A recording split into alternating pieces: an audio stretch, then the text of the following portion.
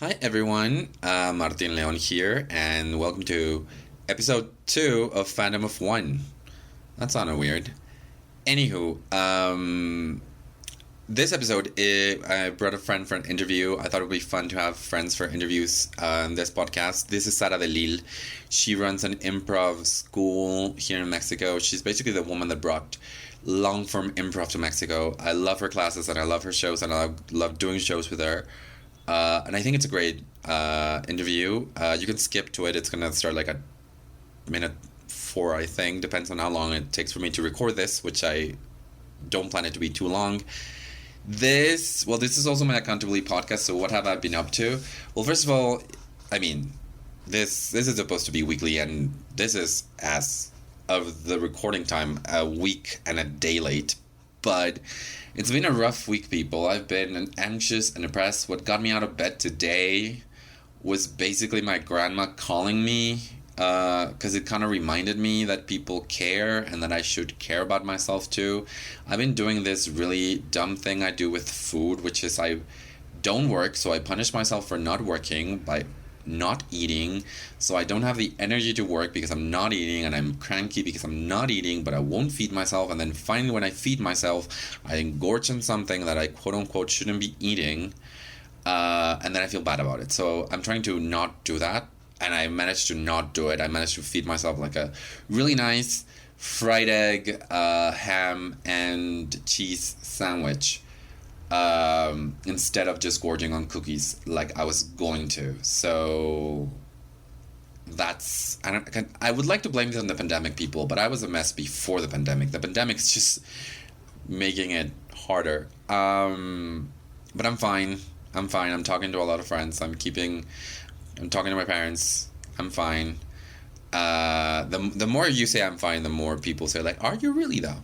Anywho, what else? Oh yeah, I started several podcast projects. There's Te con Martin, which is also a week late at this point, but the other podcast projects I started was Fantastic, which is a fanfic podcast with my friend Stefania. It's in Spanish, but it's fun. Stefania is the person I managed, like, she was the first person I knew, like, live who read fanfiction, knew what fanfiction was. And we've had 2 episodes out so far, and in a little while I'll be recording the 3rd episode for this week, in which we'll be discussing the trope enemies to lovers, either that or friends to lovers. I'm not sure. The last episode was the relationship between Vegeta and Bulma, Vegeta, I think they call him in English, which I don't like. And then I have this other podcast which is about activism called This Podcast Will Save the World. Este podcast salvará al mundo. I interviewed a friend called Ere, who started a refuge for women who need a refuge from domestic violence. That was like a long first episode. It was like an hour and a half. And I'm also recording episode 2 for that on Monday with a stand-up comedian friend who is an activist while doing stand-up too. And I have another plan for that, which I hope will be recorded somewhere throughout the week. That podcast for now is twice a week. I think that's it. I'm just gonna let the interview run. This is also a video interview, so if you are watching this on YouTube, you are gonna be able to watch the interview, which is a Zoom interview. My face is all jello. My room is all jello because Zoom color corrected to yellow. I hate it. But if you're listening to this on Spotify or anywhere else with audio, you have to know that there is a YouTube. My YouTube being Mint Onarel, Mint Onarel, because I also have Martin Leon Stand Up, the YouTube channel, but that's for my stand up. So you can watch it there. It's just a Zoom interview. I'm gonna tell you, but hey, I think it's good. So I'm gonna stick this on the podcast. I'm gonna correct the sound. I'm gonna publish this in the places where it needs to be published. Please remember you can support me on Patreon, PayPal, and Coffee. Mintonarel. I'm Mintonarel everywhere. Instagram, Facebook, Twitter, and also at Martilion Stand Up on Facebook. Mintonarel on Facebook is my weird blog type thing. Anywho, hope you enjoy this interview. I love you guys. Thank you for being here.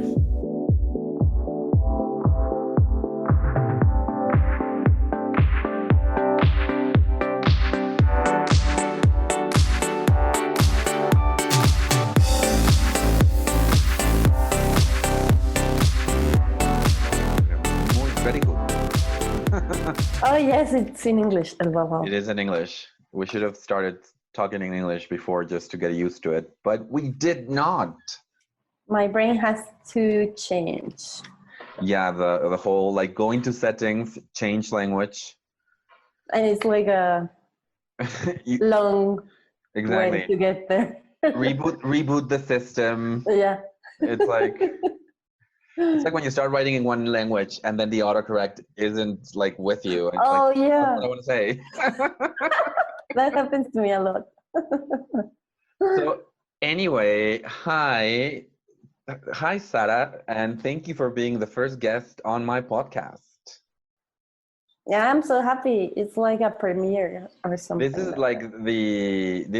like for me, this is the thing that puts me over in the, like now that I have a podcast in which I ask my friends to come in, it's just downhill from here. It's like. I think you can be famous someday with this. I hope so. I really hope so. I hope that we can all be famous. And we can all live in huge houses with swimming pools and jacuzzis and a huge kitchen. Yes. Let me introduce you. This is Sara De Lille. We have been friends for almost 10 years. We've known each other for almost 10 years. Yes. Because that's when I started stand-up comedy. And you started this amazing project called the Assembly Mexico, which is an improv group and school. And why don't you tell me how the Assembly Mexico came to be? Well, I had this project in my mind with another friend. His name is Jedwan. And we were like, we want to do like the whole thing, like school, teams giving shows, and maybe going to festivals. Like it was like a ambitious project. It is like, a very ambitious project. In English. So we were thinking, how can we start this ambitious project? Like, what is the first thing that we can do if we don't have anything? Just our dreams. So we started with one team and giving shows, because we were like, so people want to do it, they have to see it, they have to watch it and say, I want to do that. So we started doing shows, and then he fled out of the country, and I was all alone with this project. And I was like, oh, I don't have a partner anymore. But I continued, and one part of these things was to do workshops. I was like, I want to bring people here, because we were doing a style of improv that it didn't exist in Mexico City. In Mexico, it's the game of the scene. It's famous between improvisers, but yeah. Yeah, because so it's more Mexico, like a sketch.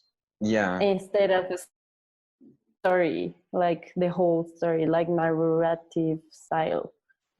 Okay. So I brought a Canadian guy, the Assembly Toronto, and I talked to him. I told him everything I wanted to do, and he was like, oh my God, this is amazing, you're doing a great job, and I think Mexico City is ready for it, and you have like an opportunity, a possibility to make this happen. So he connected me with the Assembly Toronto director, and founder, that is Martha Sturts, and we made like the alliance, like the deal to use the name of the Assembly and open the Assembly Mexico, and having the program like her help because she was like her knowledge.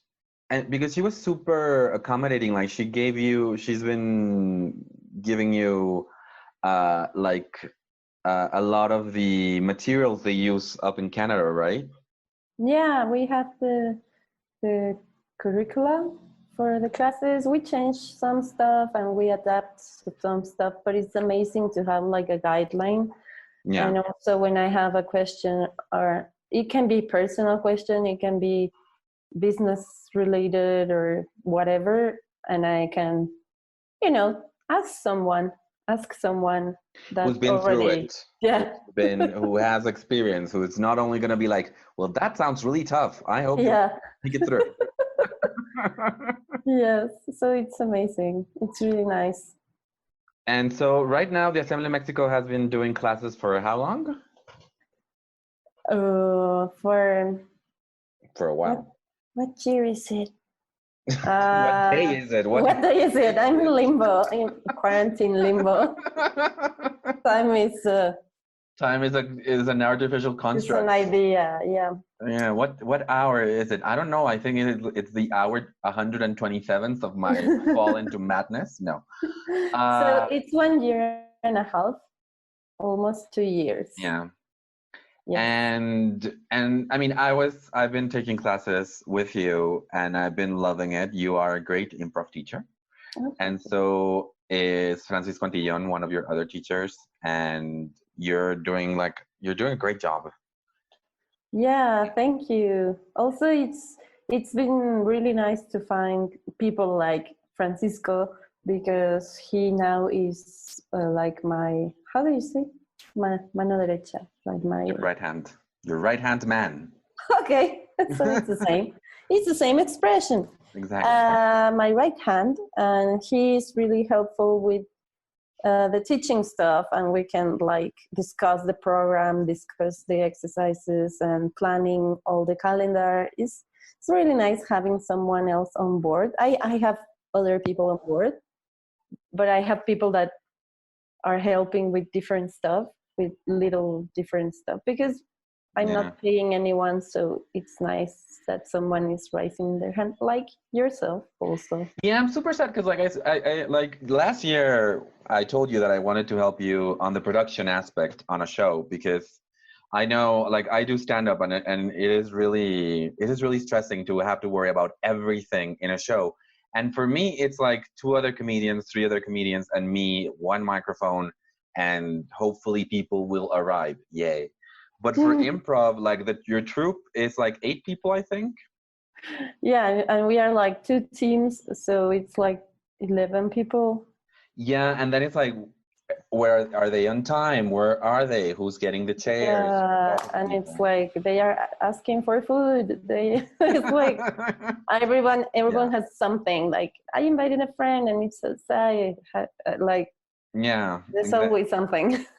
Yeah, no, like for me too. Like I had when I had that show, like I hated it. Like sometimes I'll be like, does anyone have any questions? No. Are you sure? Okay. Yes. And like the day of the show, so what's the address of this place? It's everyone asks. Everyone is like, at what time we have to be there? And I'm like, we have been doing this for 2 years, and you don't know. The same time I know. every show. Exactly, and with stand-up comedians, it's like you will send them the flyer, and they have the flyer, and then they'll ask you, and it's like, oh, what time did this start? It's like, you have the flyer. You've had the flyer for 2 weeks now. You have to be there at that time. It's like, my friends are asking me, what time am I going on stage, because they want to see me. It's like, ugh. And then I murder people. No, that's not true. Yeah, it's like that. You murder people, you became a serial killer, and you end up in a documentary on Netflix. Exactly. But I think that if we were to become serial killers, like if you and I were to become serial killers, it would be a really fun documentary afterwards. And I think we will fail a lot. So that's the comedy of that. Like, people will laugh like, oh, she didn't kill him. Oh, she tried. She tried so hard. She was improvising. Yeah, she was trying with these different characters, and he recognized her. I'm a different person. No, you don't. Exactly. I have a different stance now. I have a voice. Deep voice. And it's like, Sarah, can you stop it? One of my main frustrations when I do scenes at one of the classes or one of the practices is that I feel that I'm always the same character, and when I try to be someone else, I just slowly become the same character again. Yeah, that happens. It's funny. It's funny how people drop things. They can drop objects during a scene. Yes. and they can drop the character but it's normal when you're starting, you're paying attention to so many things, it's hard. Yeah, but then you like feel bad when, well, I mean, not bad, but it's like, it's funny when like you say you're holding like a glass and then something happens and you drop the glass and then someone's like, where did your glass go? And you're like, it's in the floor, I guess, somewhere. And you're just like in the dark, like maybe here. No. Yeah. But like, so now sadly I cannot be your production assistant. Yeah. Yay.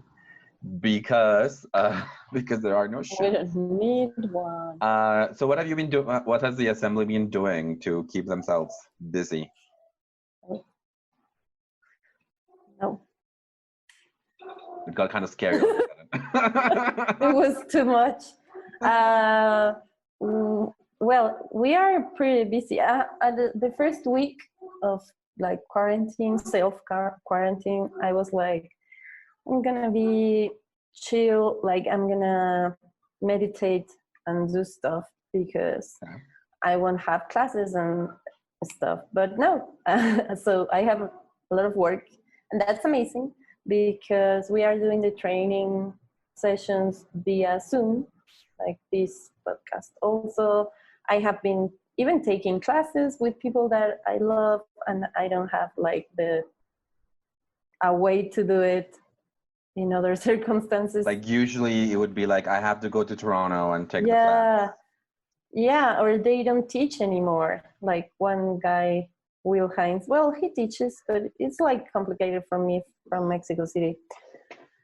And I took a class with him, and it was amazing. So yeah, it's amazing. If I didn't have a job right now, I have a freelance job right now, but if I wasn't working, I would be on Zoom all the time and on Twitch watching shows. There's a lot happening, and for the assembly is right now is just training sessions and classes, and we have an English dropping next Saturday, and we will take it from there, like to open to other people outside the assembly, like to see how it works. And also we are rehearsing to do a show at the end of the month. And what's you think other than the technical aspect of getting things to work, what's the biggest challenge of doing things through Zoom or Twitch or anything? I think improv is a dialogue between the performers and the audience. So it's funny when you are in this place with the people. Now I'm really dark. I think I can. Yes. So the challenge is that people, for me, as an audience and also performing, it would be that make people laugh. I don't know if they will laugh if we do a show online. They will be entertained, that's for sure. But I don't know how funny really is, like laughing out loud in your home. I don't know if that translates into the screen. Yeah. But also, how many times do you laugh really hard watching a movie that it's comedy? I don't know. I like a lot of movies that are comedy, but you're not laughing all the time. Yeah, no. And I mean, for me, it's because I've done 2 stand-up comedy quote-unquote shows while self-quarantined, and one of them I pre-recorded and I sent the video, and the other I did live, and I could hear people laughing. And the one that was pre-recorded, like, it's really weird that you're just here in your house just like talking, and when you do stand-up, I've been doing stand-up for a while now, so you kind of pause for laughter. Yeah, you need the response. Exactly. But you kind of hope they will laugh, like, they might not. They might be just at home going like this, going like, why did it stop? And then when I did the one live, like, there were some audios that were coming in kind of late, so you would be like going on to the next one, and then like one laugh would finally come in, and you're like, oh no. So yeah, it's been interesting. Let's put it like that. It's interesting, but I think it's the only thing that for me is like, that's weird. because we also have been rehearsing with our mics open, like we are in a two people scene, but the others are listening and you can hear them, so we laugh, so we are our own audience. So the answer to that thing is to perform for our teammates. So they are the ones that will react, and if they laugh, you say like, oh, okay, this is the fun part. So that's like the answer for that issue. And otherwise, like there's no other issue. I really like Zoom rehearsals. We have like a lot of fun. I'm really into online stuff right now, like watching. Also, I really love watching shows. What are some shows that you're watching right now? I'm following some guys from Austin. They are the Hideout Theater, and they have a Twitch account. So they are live, and you can like comment, and they ask for a suggestion or stuff. But there are other ones, but they are really active. Like they have 4 or 5 shows a day. Yeah, there's this comedian called Steve Hofstetter, I think, who does a daily stand-up comedy show to benefit like comedians and stuff like that. And he does it every day, and he has like great guests. And what he's done, like it's like you can, it's on YouTube and on several other platforms. And when you're there, and you can actually pay a ticket to be on the front row, which means that you will be like on the reunion, as it were. Oh, that's nice. That's a good idea. Yeah, and then like the people that paid a ticket and are in the front row, they can like at the end they can give a shout out or something. And there's been something really cool happening where like some of the people that have been on the front row more than once because they have the means for it, they've been paying for other people. Like they get their tickets and then they give their ticket to someone else. So that's been pretty cool. And yeah, I don't know if this is something that you for me, it's been really weird to see people say that I don't know what to watch, recommend me stuff, when I'm like, there's so much to watch. There's so much. I don't have the time to watch everything. Exactly. So there's like 3 things happening at the same time, and you're like for example, Twitch. I've been watching. I was already watching some like some video game players on Twitch, and now like I see, and there's like 4 other people that I want to watch. Yes. Doing stuff. And so it's like I'm also watching Mike Birbiglia on Instagram Live. Yes. With stand-up friends, like guests every day. And they're working on their jokes. It's amazing. That's been like a golden. That's just for me. Like I've seen the process of comedians going through their jokes. It's just like, and then seeing Mike Birbiglia like giving advice, and you're like, it's amazing. Advice too. So it's like people go, and then people go like, I don't know what to watch. Recommend me stuff. It's like, what do you like? Like, do you like comedies? But it's like people asking for recommendations on Facebook when you can Google it. Like, exactly. Do you know any restaurants of Asian food? Is like, you can Google that. So people asking for what to watch is like that. It's like there are so many Facebook groups. There are so many links in Instagram. Everyone is just putting material out there. Yeah, exactly. So I want to say that also the Second City have like shows online, and the Pack, they are from LA, and they also are having shows online. Okay. Yeah, and a lot of workshops. That's amazing. A lot of workshops, improv workshops. Yeah, there's also been a lot of stand-up comedy, not workshops, but like people like, you know, doing kind of classes and stuff. I did a little stand-up comedy workshop yesterday on Instagram Live that went quite well.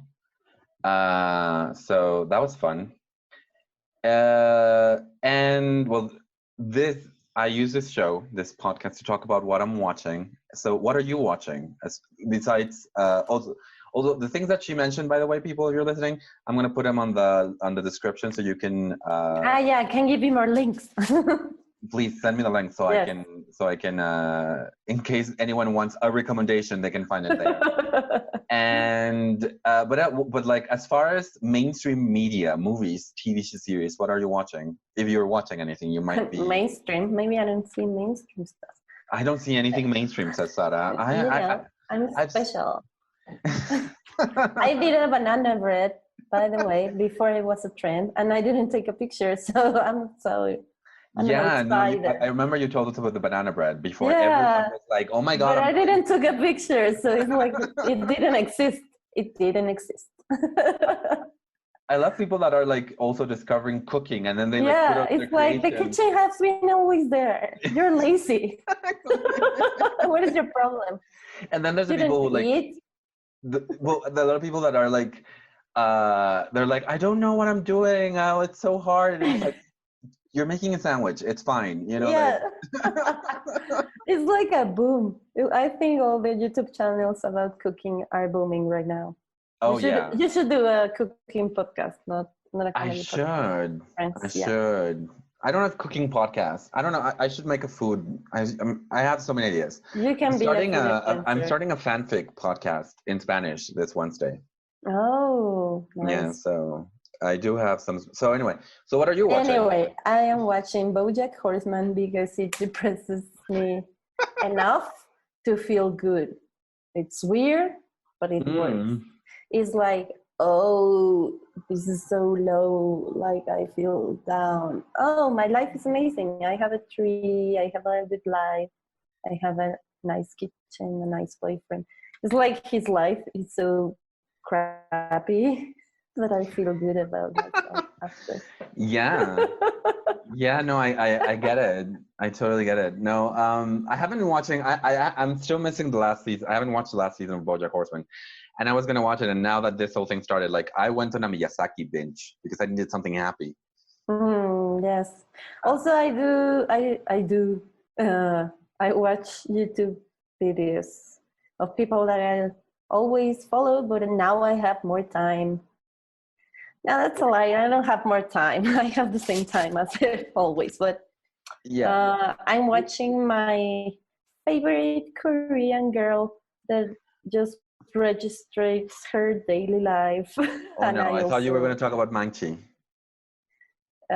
What? Mangchi's Korean cooking. Oh girl, no. I need to look it up. I need to send you that channel because yeah.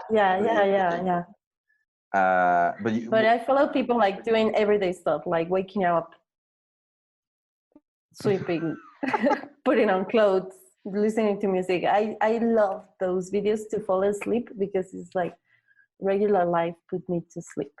And also I follow my favorite illustrator. Her name is Fran Meneses, and I follow her YouTube, and I also follow her on Patreon because I pay for her life.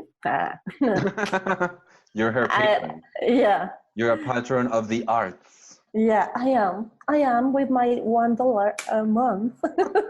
Hey. It's important. But yeah, I follow her, and all her she illustrates, and it's like relaxing for me. I'm not illustrating, but also I brought watercolors, so I'm gonna start now that project. Nice. But it's like regular life for me because I live because you did home office before this. Yeah. So yeah, that's what I'm watching, and I will watch tonight this thing, this show. Somebody recommended me. Somebody in my team. It's the Black Lady sketch show on HBO. Oh yeah, I've heard good things about that. Hilarious. So I'm gonna watch that. Yeah, I've heard good things about that. I think you should leave on. That's not what I'm saying right now. There's a sketch show on Netflix called. Yeah. Yeah, I think you should leave, and it's really good. It's really good. Yeah. I also saw Brooklyn 99. Everyone was talking about it, so I followed that trend. Did you like it? It was like at the third episode, I got it. Like, Okay. oh, it's gonna be like this all the time. I used to binge watch with my ex-boyfriend a lot, so I haven't picked it up because it's really good. I love the characters. I love The everything. characters are good. Yeah. But like I was binge watching that with my ex-boyfriend, and I haven't watched it since then. And every time I think I'm over that relationship, something happens. I'm like, no, I'm not completely over that. Maybe I can't go there yet. But I there's know so what much you to mean. watch besides Brooklyn 99. Yeah, there's a lot of things. But it's a really nice, it's a really lovely, lovely, lovely series. I love it.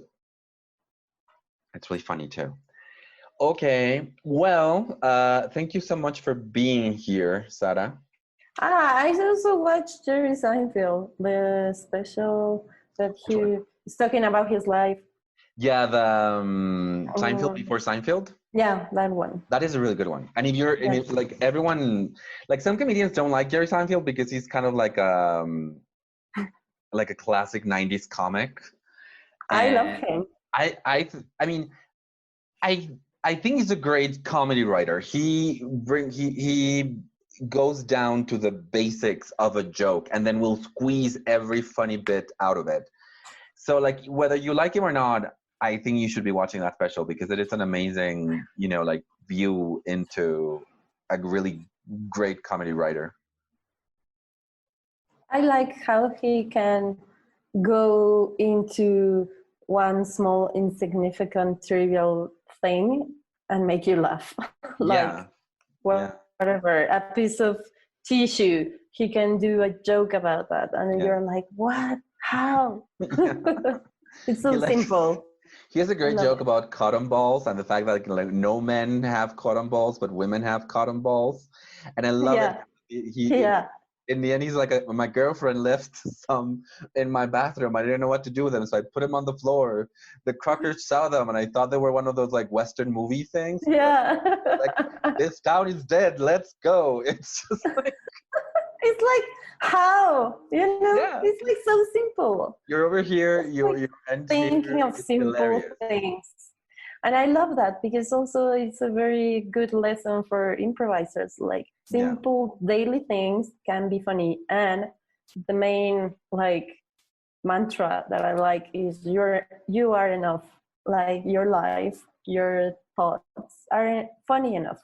Like if you develop them more, you dig in a little, and you will have a comedy because it's enough.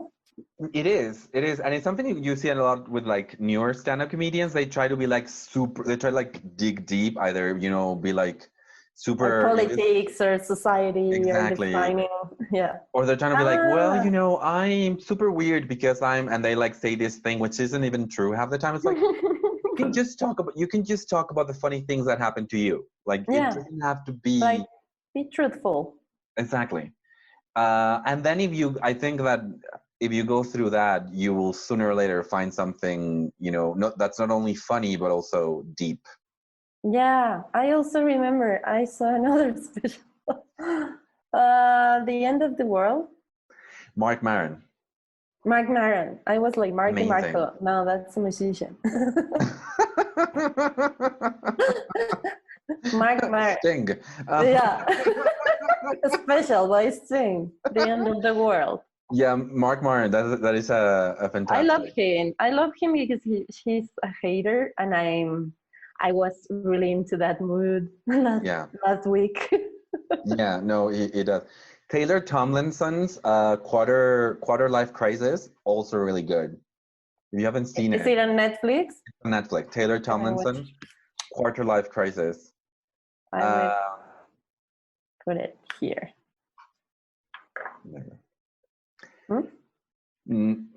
Nothing. I'm just trying to like control the light on this thing. I was like, high five. High five. Yeah, let's do it. Social distancing high five. Yay.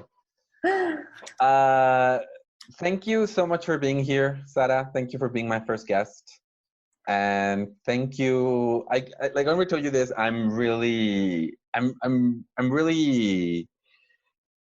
I really admire all the things you do for your improv school / project, because you really do so much that some people don't see, and it from the outside it looks so effortless. It's the gracious of doing things. Like, Yeah, you're always if very it seems together. easy, is because someone is working really hard. Yeah. But thank you so much for being here. Is there do you want to give any shout outs, your social media places to Yeah, follow?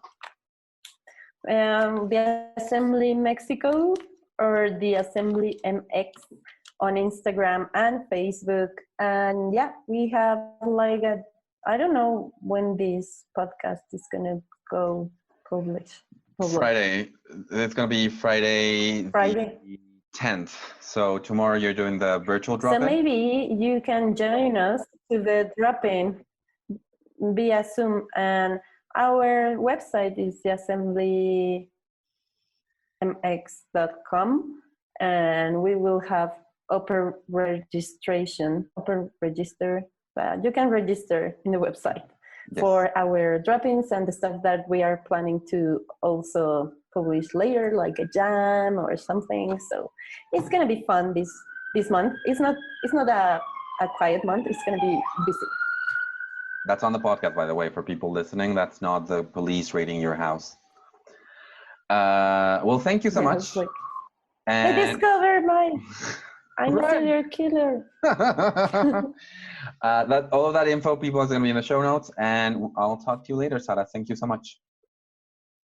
Thank you so much for inviting me. Bye to everyone listening. Have a good day. Bye, Mom.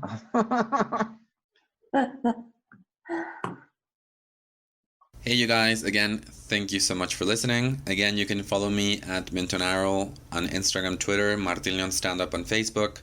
You can find my social media at my website, martinleonstandup.com.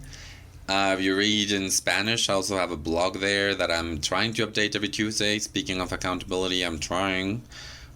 And I think that's it. Thank you so much. Remember, you can support this podcast at PayPal, Patreon, and Coffee. And you can find links to everything Sara and I talked about during this podcast in the show notes. Have a lovely week, and I'll talk to you next week about stuff. Martin, for the love of God, stop recording.